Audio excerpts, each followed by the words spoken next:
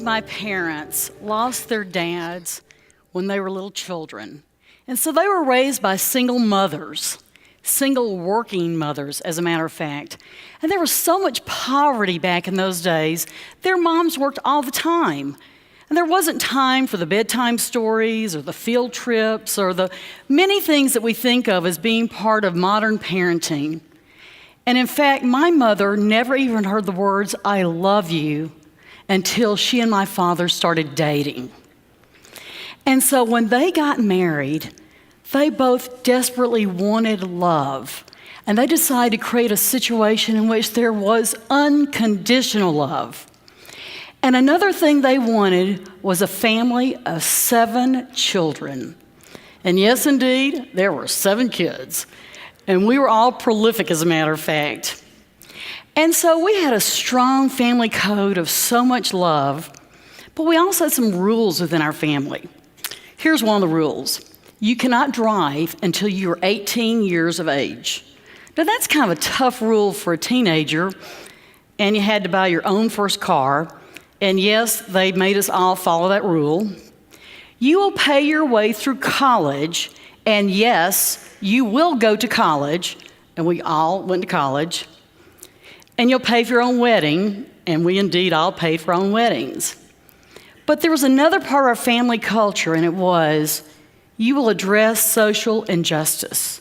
You will stand up for those people who are the most vulnerable and can't speak for themselves. And I think about my mother who modeled this, an introvert, a very quiet woman who tended to fade into the background. There was an African-American soldier who was killed in Vietnam, and his final dying wish was to be buried in Elmwood Cemetery, which was a white cemetery. And this infuriated my mother that the cemetery would not allow him to be buried there. And so she and members of many other churches all got together and marched on this cemetery until they changed their rule. And the reason why he wanted to be buried there was because his mom lived across the street.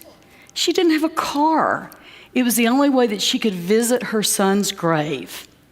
But my mother said this. She said, if you die for your country, you should be buried anywhere you darn well please. So we had this just amazing model.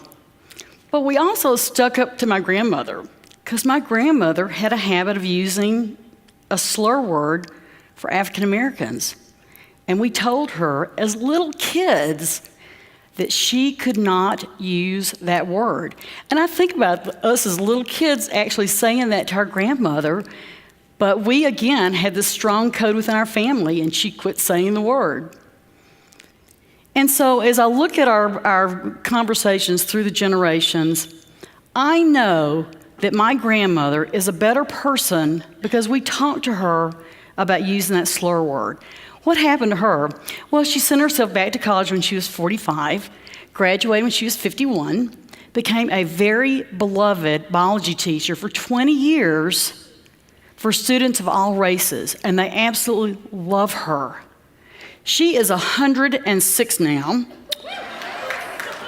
And I often think about the fact that what if we had made this excuse, she's old, we should just let her keep doing it. What a sad fool's choice that would have been for us.